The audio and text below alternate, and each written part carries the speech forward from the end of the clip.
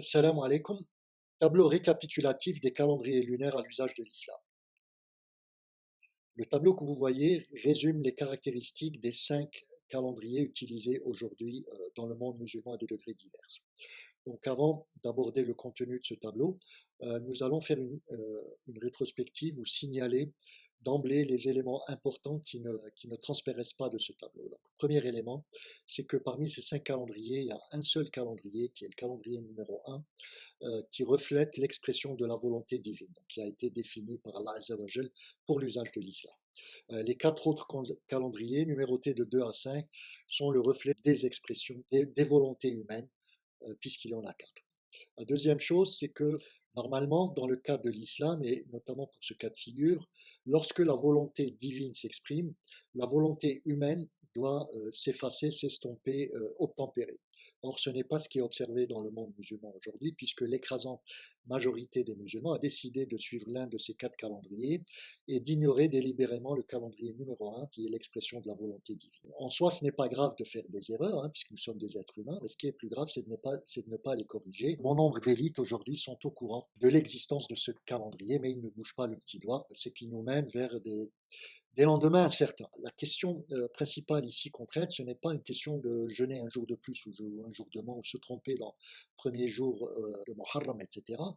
Pas du tout, c'est beaucoup plus grave que cela, puisque ça remet en cause notre manière de conceptualiser le message de l'islam. Parce que ça traite vraiment le fondement de l'islam et la manière dont nous comprenons l'islam. Donc si sur ce cas de figure où nous avons le support scientifique qui nous permet de clarifier de manière non ambiguë le problème, et nous ne corrigeons pas ce problème, alors qu'en serait-il dans des questions beaucoup plus délicates qui concernent par exemple la moralité et l'éthique et pour laquelle nous n'avons pas le support scientifique. Ceci nous amène au troisième élément, l'expression de la volonté divine. Ce n'est pas une notion ésotérique réservée à quelques initiés, à quelques élites. Au contraire, c'est une question qui est précise, logique et rationnelle que tout le monde peut comprendre. Prenons l'exemple du calendrier solaire ou du calendrier grégorien qui est largement utilisé dans le monde aujourd'hui. Donc ce qu'il faut savoir, c'est que ce calendrier est un calendrier artificiel entièrement défini par la volonté humaine en toute légitimité, puisque la volonté divine n'a pas voulu s'exprimer à ce sujet. Donc Allah Azza wa Jal a défini une année solaire, donc qui est liée à la période de révolution de la Terre autour du Soleil, mais il ne nous a pas dit comment subdiviser cette année pour en constituer un calendrier et des périodes moyennes plus courtes. Pour cela, il faut définir 4 paramètres. Le premier paramètre, c'est en combien de morceaux on va diviser l'année. Les Chinois prennent 24 morceaux, donc 24 quinzaines. On aurait pu prendre des semestres, des trimestres, des bimensuels, etc. Des semaines, peu importe. Donc restons sur 12 mois. Donc ça, c'est un premier paramètre qui est défini par l'homme. Peut-être qu'il y avait aussi des bonnes raisons pour le faire, mais en tout cas, c'est un choix. Il n'y a pas eu une injonction dans les textes pour dire il faut prendre 12 mois et rien d'autre. Ensuite, il faut définir la période mensuelle du mois pour chaque mois. Quand est-ce qu'il commence, quand est-ce qu'il termine. Donc ça donne 2 paramètres de temps, heure, minute, seconde. Et le dernier paramètre, c'est le temps de référence du jour solaire, du début du jour solaire, qui aujourd'hui est pris à minuit et qui change lorsqu'on passe de l'heure d'hiver à l'heure d'été. Et il faut savoir que jadis, il était aussi pris à midi. Conclusion, ce calendrier grégorien est un calendrier artificiel défini par l'homme en toute légitimité, car la volonté humaine ne s'est pas exprimée à ce sujet, en tout cas dans les textes de l'islam et dans la nature. En ce qui concerne le calendrier lunaire, il en va tout autrement, puisque ces 4 paramètres dont nous avons discuté ont été entièrement définis par Allah Azza wa Jal, 2 dans la nature et 2 dans les textes de l'islam. Les 2 dans la nature concernent la période mensuelle, qui est inscrite entre 2 conjonctions lunaires consécutives. La conjonction lunaire, ce n'est rien d'autre que l'alignement Terre-Lune-Soleil, qui a lieu une fois tous les 29-30 jours dans une configuration spatiale où la Lune est entre Terre et Soleil. Donc, ces 2 paramètres sont préfixés par Allah Azza wa Jal dans la nature et l'homme ne peut pas les modifier. Tout ce qu'il a à faire, c'est de comprendre comment marche le cycle lunaire, comment calculer et prédire ces conjonctions lunaires, ce qu'on sait faire aujourd'hui, notamment depuis la fin du XXe siècle, début du XXIe siècle. L'autre paramètre qui est fixé dans les textes nous dit combien de mois lunaires faut-il pour constituer une année. Allah Azza wa Jal nous dit qu'il faut 12 mois lunaires pour constituer une année. Donc l'année lunaire n'est pas définie dans la nature, elle est définie par Allah Azza wa Jal dans les textes de l'islam. Dernier paramètre, c'est un paramètre technique qui nous dit quel est le temps de référence qui définit le début du jour lunaire. Alors, Beaucoup de gens sont partis sur le Maghreb, l'instant Maghreb, pas du tout. C'était une erreur, c'était une double faute physique, nous allons le voir tout à l'heure. Ce qu'il fallait prendre, c'est le temps de référence IMSEC. Pourquoi le IMSEC et pas le Maghreb ou autre chose? D'abord parce que Allah Azza wa Jal nous a demandé de jeûner un mois, le mois de Ramadan en entier. Le temps relatif au début du jeûne, c'est l'IMSEC, d'une part. D'autre part, si nous avait demandé de jeûner quelques jours du mois de Ramadan, pas tout le mois, on aurait pu prendre n'importe quel autre temps de référence. On nous a demandé de jeûner tout le mois, et ben on va prendre ce temps de référence, IMSEC, pour chaque jour du mois de Ramadan. Mais comme on applique la règle pour tout le mois de Ramadan, et ben forcément on doit appliquer la même règle pour tous les autres mois de l'année lunaire, même si dans les autres mois lunaires nous ne sommes pas obligés de jeûner. Pourquoi? C'est une règle de transitivité logique.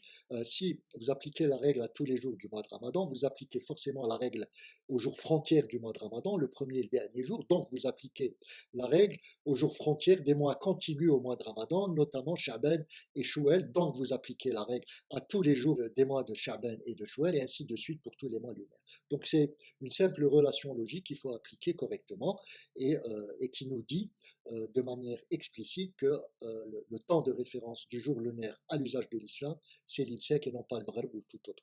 Ainsi sont définis les 4 paramètres, 2 dans la nature et 2 dans les textes de l'islam. Il suffisait simplement de les appliquer. Ce qui nous était demandé, c'est de les comprendre, de savoir les prédire et puis de les utiliser tout simplement. Il subsiste un petit souci avec le temps de référence IMSEC. Je vais en parler dans une série de vidéos consacrées à l'IMSEC et sur lesquelles nous avons déterminé. Donc ce qu'il faut savoir, c'est que quand on mesure le temps IMSEC, on peut le mesurer à quelques secondes près. Et dans l'état actuel du travail théorique, lorsqu'on calcule le temps IMSEC, il est calculé à 1 minute près. On ne peut pas faire mieux que cela actuellement, mais ça va se réduire, Inch'Allah, à 1 seconde près. Voilà. Maintenant que vous avez compris comment la volonté divine s'est exprimée pour le calendrier lunaire à l'usage de l'islam, maintenant il s'agit de comprendre, et c'est le dernier élément, pourquoi les musulmans se sont trompés. On va dire qu'au départ ce n'est pas de leur faute, puisque l'Azza wa Jal nous a demandé très tôt de jeûner le mois de Ramadan au complet. Nous n'avons pas su déterminer le premier jour effectif du mois durant 15 siècles. Allah Azza wa Jal nous a permis, il a réduit la voilure, réduit les exigences, en nous permettant de simplement s'assurer que les mois cibles avaient commencé, notamment par l'observation du croissant lunaire. C'est ce que j'appelle le calendrier 5 que nous avons appliqué entre la fin du XXe siècle jusqu'à la naissance de l'islam. Nous n'avions pas d'autre solution, et c'est une solution approximative de premier recours qui nous disait simplement que lorsqu'on commence à jeûner, par exemple, on ne sait pas si c'est le premier, le deuxième ou même le troisième jour, mais on sait que le mois a commencé. On sait aujourd'hui quantifier l'erreur totale absolue sur tout le mois, donc elle se situe autour de 3 jours. Donc 3 jours, ça ne veut pas dire que nous allons jeûner 3 jours de plus ou 3 jours de moins, ça veut simplement dire que il y a un schéma en accordéon, si on se trompe de 2 jours sur le premier jour, on va se tromper d'1 jour sur le dernier et vice-versa. L'usage du calendrier 5, qui est très approximatif, elle a été autorisée par Allah Azza wa Jal parce qu'on ne savait pas déterminer le premier jour effectif du mois, d'où la notion de nuit du doute pour l'observation physique du croissant lunaire. Donc, dès le début du XXe siècle, du XXIe siècle, nous avons su déterminer le premier jour effectif du mois, et à ce moment-là, la notion de nuit du doute n'avait plus aucun sens, puisque il n'y avait plus de doute sur le dernier jour du mois ou le premier jour du mois du nouveau mois. Logiquement, nous aurions dû basculer directement sur l'usage du calendrier numéro 1, expression de la volonté divine, entièrement définie par Allah Azza wa Jal. C'est pas ce qui s'est passé, parce que nous avons mal compris les textes, nous allons voir de manière précise pourquoi et comment. À la place, on a créé 3 autres calendriers artificiels. Tout d'abord le calendrier 2, ça aurait pu être le calendrier 1, puisque les concepteurs de ce calendrier avaient très vite compris que la condition de visibilité n'était pas satisfaite. Ils se sont trompés sur le temps de référence du jour lunaire. Au lieu de prendre l'IMSEC, ils ont pris le Maghreb. C'était une double faute physique que nous allons commenter tout à l'heure. Ce calendrier n'était pas correct entre 4 fois sur 5 et 9 fois sur 10 chaque mois. Au lieu de corriger le calendrier 2 et le ramener au calendrier 1, ils ont créé 2 autres calendriers 3 et 4, eux qui s'appuient sur la visibilité, qui partaient au départ d'une bonne idée. Ils s'étaient aperçus à la fin du XXe siècle que le calendrier 5 n'apportait que des problèmes. Les scrutateurs du ciel se trompaient tout le temps, c'est-à-dire ils voyaient des croissants lunaires là où il n'y en avait pas, et en des moments où il ne pouvait pas se passer. Donc ils ont eu la bonne idée, entre guillemets, de dire, ben voilà, on a la connaissance et on va remplacer une grande source d'erreurs humaines par un robot calculateur qui sait très bien calculer où le croissant lunaire est visible dans le monde. Sauf que en faisant cela, ils ont fait une énorme bourde logique, c'est-à-dire ils ont créé deux calendriers qui étaient en vérité un non-sens logique. Pourquoi? Parce que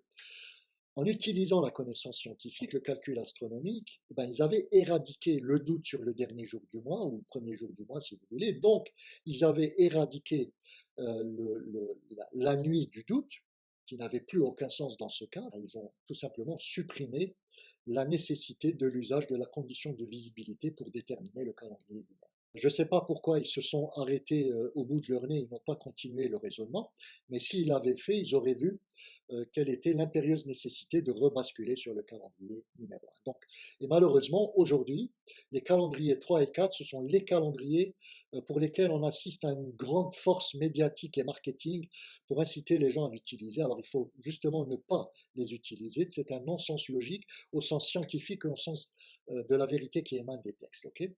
Donc, résultat des courses, ces 4 calendriers doivent être absolument abandonnés par les communautés musulmanes et qui doivent être conscients qu'il y a un seul calendrier qui aujourd'hui doit être utilisé, qui n'est rien d'autre que l'expression de la volonté divine qui a été entièrement définie par Allah Azzawajal, et nous n'avons pas le droit d'utiliser autre chose que le calendrier. Hein.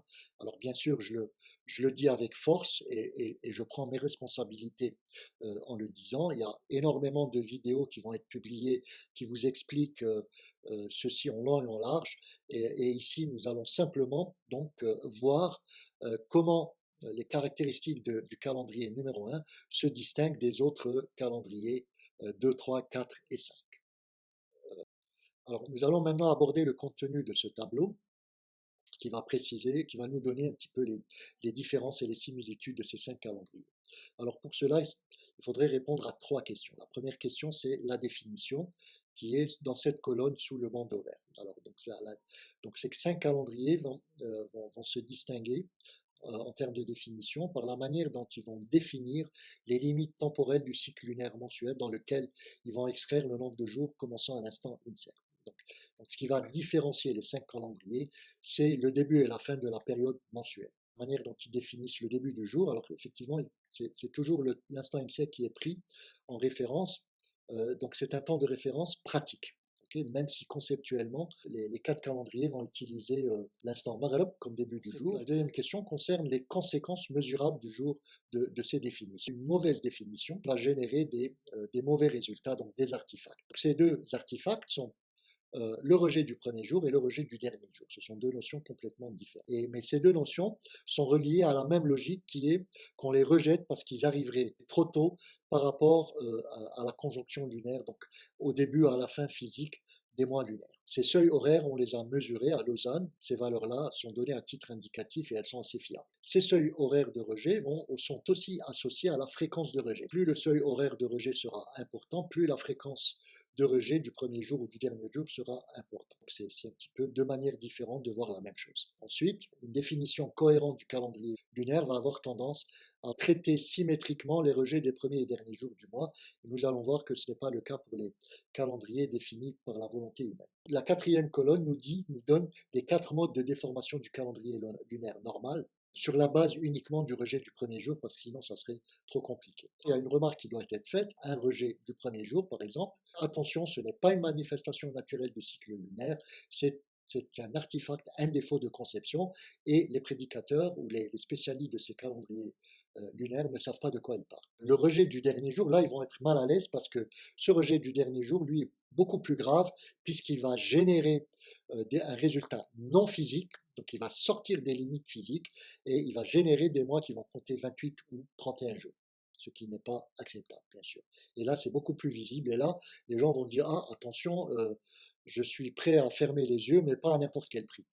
Voilà. Et à ce moment-là, les 4 calendriers vont être rejetés. Dernière question, c'est qu'est-ce qui a justifié ces mauvaises définitions? Alors, ce qui a justifié ces mauvaises définitions, c'est le contenu est dans les 2 colonnes qui sont en dessous du bandeau violet, c'est justement une mauvaise compréhension du texte. Alors, de manière précise, ce qu'on a mal compris, c'est cette notion de jour légal et ce principe de visibilité. Pour le postulat du jour légal, ce n'est pas un postulat qui a été édicté par Allah Azza wa Jal ou Rasul sallallahu alayhi wa sallam. Ça a été une inférence humaine. C'est l'homme qui a inventé ce postulat.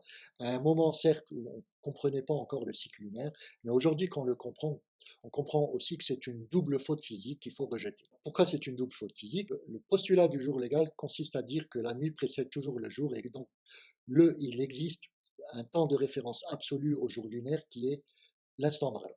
Ceci est faux, doublement faux. Pourquoi? Parce que d'abord, on ne peut pas utiliser de temps de référence absolu pour caractériser un jour lunaire. Ça n'a pas de sens. Ça mène directement à une transgression de la période naturelle mensuelle. Ensuite, on sait très bien aujourd'hui que, techniquement parlé, la nuit ne précède pas toujours le jour peut également précéder la nuit. Ça dépend de l'instant d'occurrence de la conjonction lunaire, si vous voulez, du début physique du mois lunaire. S'il y a lieu le jour, la nuit va précéder le jour. Pourquoi? Parce que l'instant Maghreb va précéder le premier instant IMSEC du mois. Par contre, si la conjonction lunaire a lieu la nuit, c'est le jour qui va précéder la nuit. Le premier instant IMSEC du mois va précéder le premier instant Maghreb du mois. Et donc, il faut absolument rejeter ce postulat du jour légal.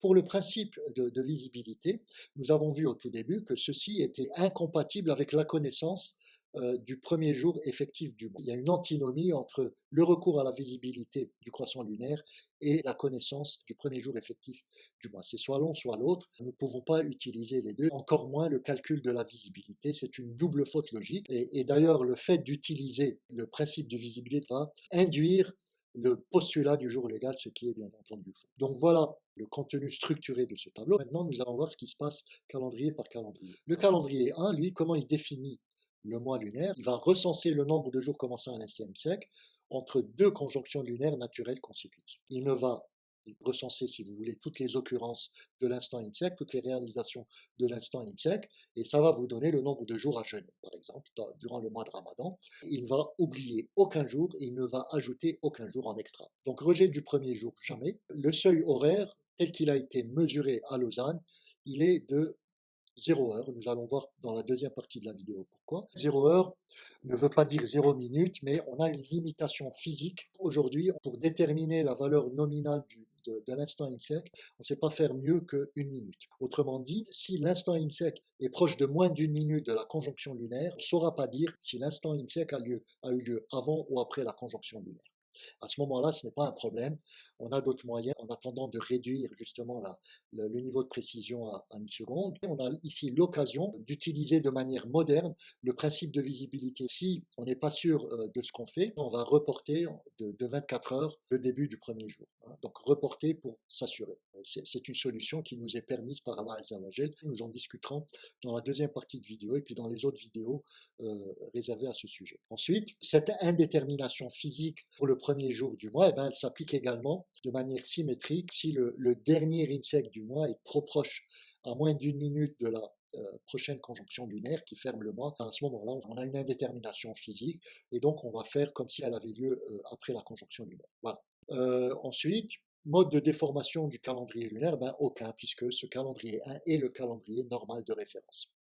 Rejet du postulat du jour légal, oui, effectivement. Donc là, on n'est pas gêné que le jour précède la nuit ou la nuit précède le jour. On sait le déterminer et en conséquence, on saura déterminer tous les jours du mois lunaire entre deux conjonctions lunaires consécutives sans en ajouter aucun et sans en oublier aucun. Et bien sûr, ce calendrier rejette le principe de visibilité, d'accord, puisque on sait déterminer le premier jour effectif du mois. Donc, recommandation d'utilisation 5++++. Ok? Pour les autres calendriers, on va les considérer en bloc. Avant cela, peut-être, ce qu'il faut dire, c'est que le calendrier lunaire est naturel. Pourquoi? Parce qu'il respecte les deux paramètres naturels fixés par la Azza wa Jal. En conséquence, nous allons déterminer les jours du mois correctement, sans en oublier aucun et sans en ajouter aucun. Et surtout, la durée du mois lunaire est déterminée, ce qui ne sera pas le cas pour les autres. Alors maintenant, en ce qui concerne les 4 autres calendriers, du 2 à 5, on voit tout de suite que ce sont des calendriers artificiels. Ces calendriers ne déterminent pas correctement deux choses, les jours frontières, donc soit le premier, soit le dernier, soit les deux à la fois. Les jours frontières sont incorrects. Et puis la durée du mois, elle va rester indéterminée. Nous allons voir dans la deuxième partie de vidéo et puis dans les autres pourquoi. Comment ces 4 calendriers se distinguent. Le calendrier numéro 2, lui, il va recenser le nombre de jours. Il sait qu'ils vont être indexés sur l'instant Maghreb pris entre deux conjonctions lunaires naturelles consécutives. La petite nuance de taille, c'est que ils vont considérer que ce qui est important, c'est de recenser d'abord le nombre de passages à l'instant Maghreb entre deux conjonctions lunaires naturelles consécutives. Et puis il va déduire les instants IMSEC ultérieurs, donc les jours pour lesquels il faudra jeûner. Donc ce qui va se passer, le dernier jour du mois lunaire va en pâtir, c'est-à-dire que le dernier instant Maghreb du jour va être recensé correctement. Par contre, le jour ultérieur qui sera à jeûner, lui, il va être en dehors des limites. Donc, il va y avoir transgression de l'une ou l'autre de la conjonction lunaire. Pour le calendrier 3, ça va être différent, puisque lui, il va recenser le nombre de jours commençant à l'instant de l'IMSEC entre deux visibilités calculées, ou des comptes à 30 jours du croissant lunaire, dans deux endroits différents du monde. Et là, on ne considère pas la couverture nuageuse. Là, on ne parle plus de conjonction lunaire, on parle de visibilité calculée. Mais dans deux endroits différents du monde, on ne considère pas la couverture nuageuse parce qu'on ne sait pas le faire. Pour le calendrier 4, ça va être la même chose, sauf que elle va recenser le nombre de jours IMSEC entre deux visibilités calculées, mais toujours au même endroit. Et pour le calendrier 5, ça va être le nombre de jours commençant à l'instant IMSEC entre deux observations du croissant lunaire au même endroit. Et là, on tient compte de la couverture nuageuse. Donc là, c'est typiquement le hadith du Rasul sallam dans sa compréhension littérale. Alors, conséquence de cela, rejet du premier jour, calendrier 2, ça va être souvent, calendrier 3 très souvent, calendrier 4 presque toujours et calendrier 5 toujours. Et pour comprendre cela, on va voir les seuils horaires de rejet. Ces calendriers donc, vont souvent transgresser l'un ou l'autre, ou les deux à la fois, des conjonctions lunaires naturelles. Seuil horaire de rejet, ça a été mesuré à Lausanne 8 heures pour le calendrier 2. Ça veut dire que si le premier IMSEC du mois a lieu plus proche que 8 heures par rapport à la conjonction lunaire, il va être rejeté. Avec le calendrier 3, on rejette si c'est plus proche que 12 heures, ainsi que le dernier jour d'ailleurs. Si c'est 15 heures, on va accepter le premier jour. Pour le calendrier 4, c'est 18 heures, donc vous voyez que plus le seuil horaire augmente, plus la définition est très mal en point. Pour le calendrier 5, aujourd'hui, malheureusement, il est complètement indéfini, même s'il a servi jadis pendant 15 siècles lorsqu'on ne savait pas déterminer le premier jour effectif du mois. Symétrie du rejet des premiers et derniers jours du mois, donc mis à part le calendrier 1, tous les quatre, ils rejettent. Personne ne considère le rejet du dernier jour du mois, qui est un pendant des mauvais paradigmes. Et cela, comme nous l'avons expliqué, parce que ça génère des mois à 28 ou 31 jours qui sont trop visibles et que les fidèles ne vont pas du tout accepter. Les modes de déformation du calendrier lunaire sur la base du rejet du premier jour, simplement, on voit les quatre modes de déformation. Pour le calendrier 2, on a soit la contraction, soit le rallongement, c'est-à-dire que si le mois lunaire compte 30 jours, il va se contracter à 29 jours, puisque le premier jour du mois va être rejeté.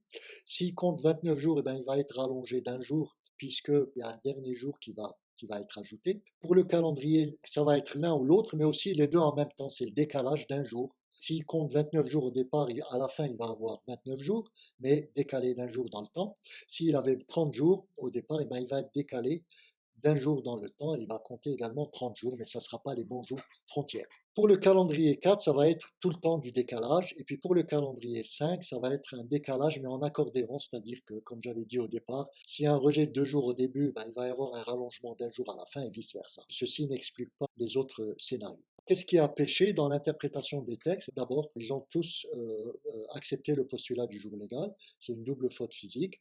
Au niveau du principe du visibilité, le calendrier 2 l'a bien compris, donc il rejette le principe de visibilité, mais ce n'est pas le cas de 3 autres, ce qui constitue une double faute logique. Voilà. Et puis bien sûr, comme recommandation d'utilisation, certainement aucun, mais le calendrier 5 est aujourd'hui le plus mauvais des 4. Par contre, il y a une remarque qui s'applique aujourd'hui. Aujourd'hui, nous savons que sur le globe, il y a des contrées qui ont vraiment que la connexion à Internet et puis l'accès à l'information, à la connaissance, c'est le dernier de leurs soucis. Donc dans ce cas-là, ils peuvent encore faire usage du calendrier numéro 5 tel qu'il a utilisé lorsqu'on ne savait pas déterminer le premier jour effectif du mois lunaire. Voilà. Donc ceci clôt cette vidéo et dans la prochaine, donc deuxième partie de cette vidéo, nous allons expliciter un peu plus ces différentes caractéristiques.